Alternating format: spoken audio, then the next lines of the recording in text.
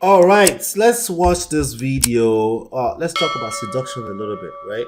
When we talk about seduction, most people think we're talking about this only, but it actually shows up in every aspect of romantic relationships. But even beyond that, even at work, even at war, okay? So, any form of negotiations, interactions, any form of interaction between human beings uh, you can apply seduction skills. Seduction is not just always about kerewa, okay? It's just basically learning influence with respect to value, value in the eyes of the beholder, not in your eyes, okay? But of course, within the confinement of your own personal values. Your personal values are different from your market value. They're different from the value in the eyes of your audience, right? But particularly, we're talking about influence, as opposed to what most people try to do: control another human being. Uh, the most common form of controlling other human beings is right and wrong. No, but you're just wrong. No, actually, you're being controlling, especially when there's no paycheck on Friday. Okay. No, people should just do the right thing. I know. We all know that. But clearly, that's not working for you, right? Because you're about to lose this vein. Relax. You have a much more effective power than you realize. Okay? You have a much more effective power than whatever control can do for you. Control can only go for so long. People have agency, they have autonomy of their own lives. And if they don't see value in whatever you're asking them to do, they just won't do it. So if you're not patient enough to find out what value is to the other person, you're going to miss out. So seduction is not always, this one is kind of like going that Kerewa direction, but it's not just always about Kerewa. Okay, I just want you to pay attention to what happened in this video. Let's go.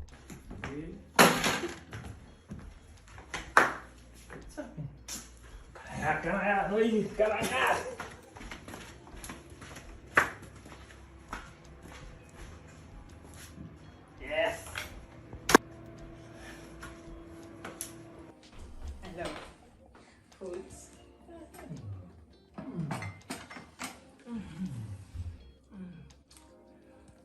Thank you. Yeah, my God. All right, so what do you understand about what you just watched? I want to know what your thoughts are before I say anything about it. What do you understand about what you just watched? Right? Right. I want you to weigh the different options that both parties had, and let's just limit it to two options, right? Two options that each one of those parties had and how they made those options, right? A woman should not, let me rewind this a little bit, right? We know that a woman should, the way she threw that food on the table initially, right? Most young men on the internet today and the most of the divorced men on the internet today, the direction they will go with this conversation is, they're not wrong, by the way. A woman should never do that. There's no reason why you should be ever disrespectful to your man, that you just throw food on the table like that. Right? Majority of them will call this man a simp. Right? Let me see. Welcome, Emperor. Emperor is here. I told you my brothers are here, right? K Baba, how far now? How you doing? Accounting says he has failed to fulfill his responsibility. Let me rewind again. What did she do? She threw the food on the table. What options was available to this man at this point? In your opinion, what options was available to him? I don't know if you noticed what just happened. Just off of this small clip we see, she was the instigator, or the initiator. I don't know what you want to call it. She's the one that made the first move. What move did she make? Look at that food. Look at that, right? So we can say, just for the sake of this conversation, she started it. Whatever was about to happen after that, she started it. You know what, most people, when people are having conflict resolutions in their marriages, most of the time they are more concerned about who started it.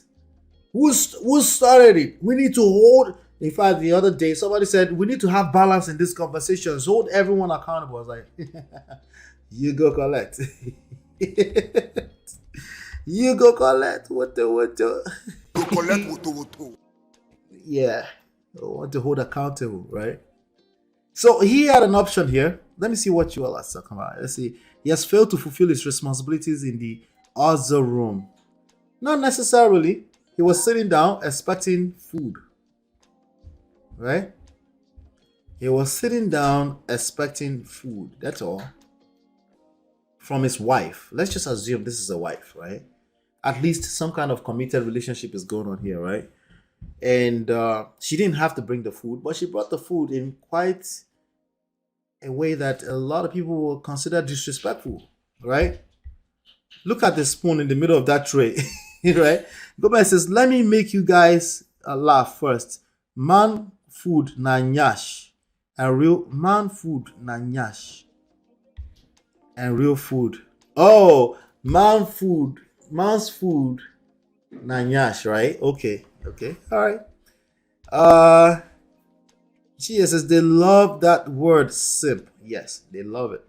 Because it's a shaming language, so instead of them engaging potential solution, they'll rather just go in the direction of trying to shame a person. It's understandable. That's what happens when you're hurt. Okay? Hurt people. It's understandable. I completely understand it. But so what did this man do, right? After that, what did he do? He had two options at this point. He could sit in that chair.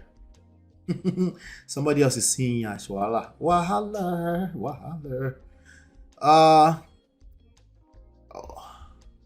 Lift weights. He lift weights? No, he doesn't lift weights. That's another conversation entirely. That's why this is about seduction. If you can't lift your wife, don't try this at home, okay?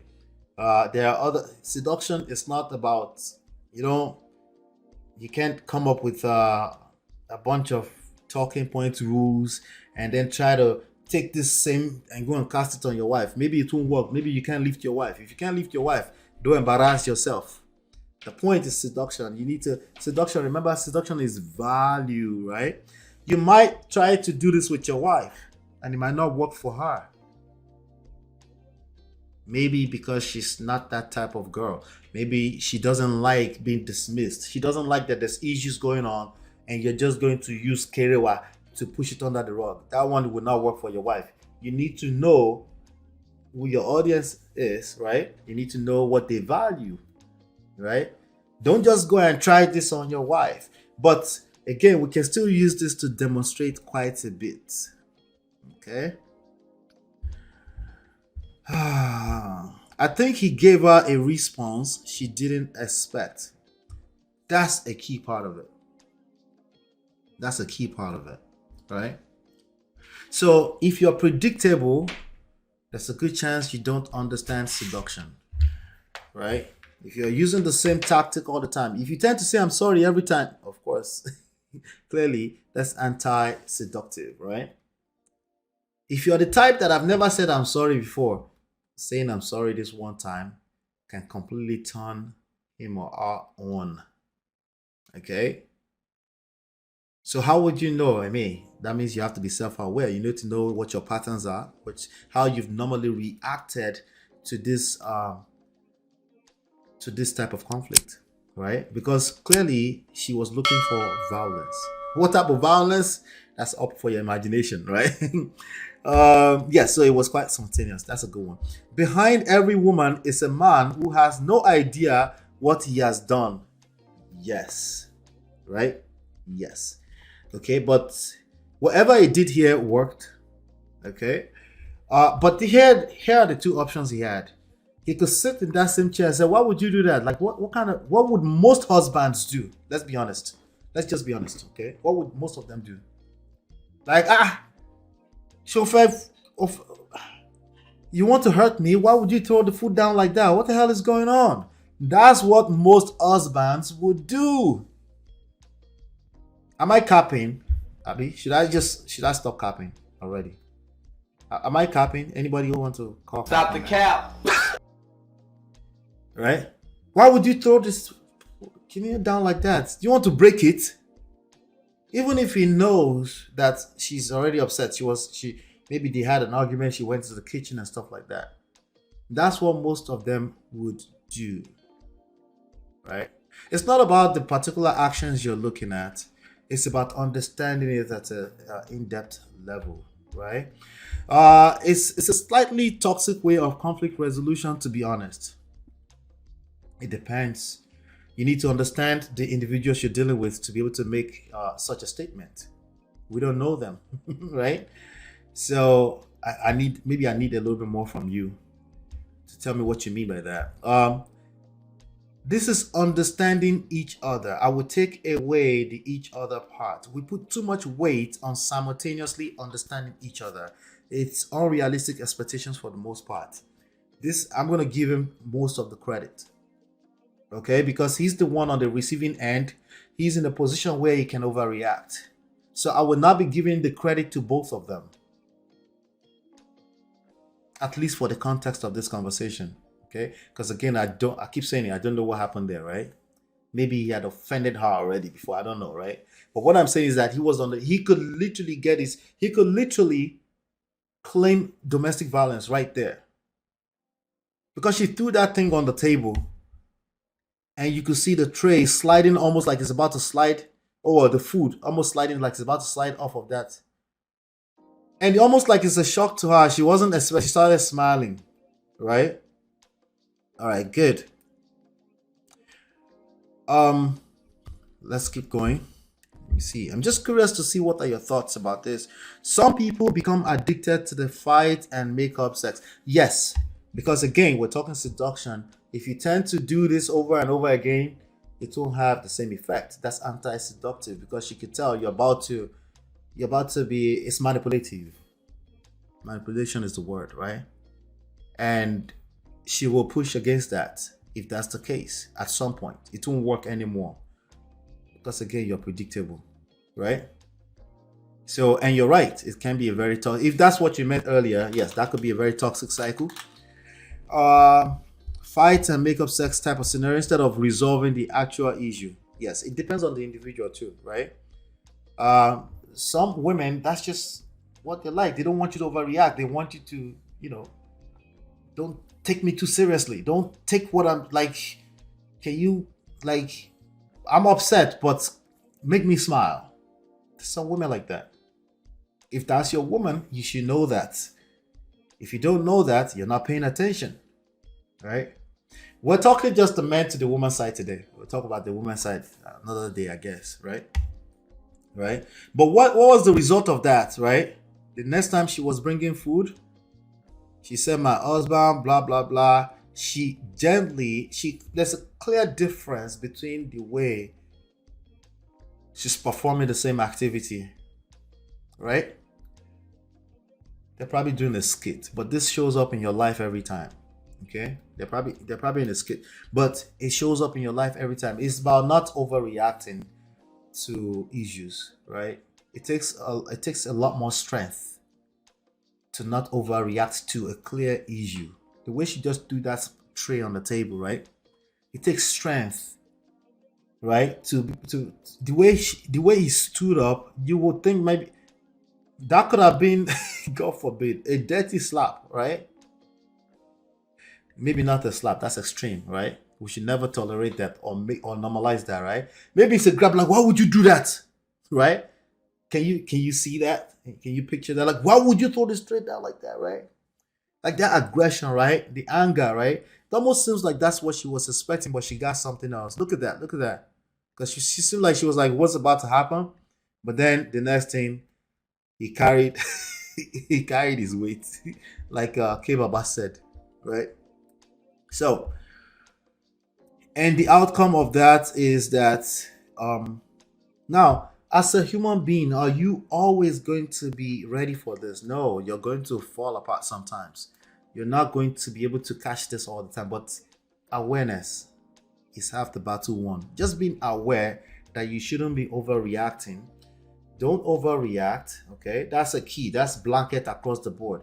Whatever reaction you normally give, try to flip it this time around. but listen actively to whoever you're dealing with, right? What's the issue, right? So even after talking, listen actively to what the issue is, and then see if you can serve from that standpoint. And then it's probably going to be easier for you to create the outcome you're looking for. Remember, we're still talking about the outcome you're looking for, right? But on the internet, no one is patient. Everybody just want to talk a quick fix. No, put that in a place right now. No, he deserved that. Like, that's what most people want to talk about. That's why I take my time in this conversation, because in real life, you will have to take your time. Because what's the point? You're not rushing anywhere, right? Welcome, Just Jay. All right. Oh, they effing and fighting. Some people love that madness. Yeah, that's toxic. No, that's not good. as a person gets older and long in a relationship, the congee part starts to dwindle. I feel there should be other activities to resolve matters. Yeah, that's because, again, you're focused on the actual activities here. It's about listening first, right? If you look here, it looks like a man who knows his wife. She's upset. It's like, okay, right? That's what it looks like. But again, in real life, you need to know what you're doing. Don't just go and, remember I said it, don't just go and try this with your woman. She might not be interested in this, right? Yeah, there are other things. Definitely should come up with other things. We just wrapped up a topic on if all men cheat. Was capping for his brothers. Now we're on seduction. Yeah. Black men don't cheat. Just Jay. Is that correct? That's correct, right? Black men don't cheat, right? Cynthia said, but Ola, this is seduction. Okay. Let's keep going. Let's see.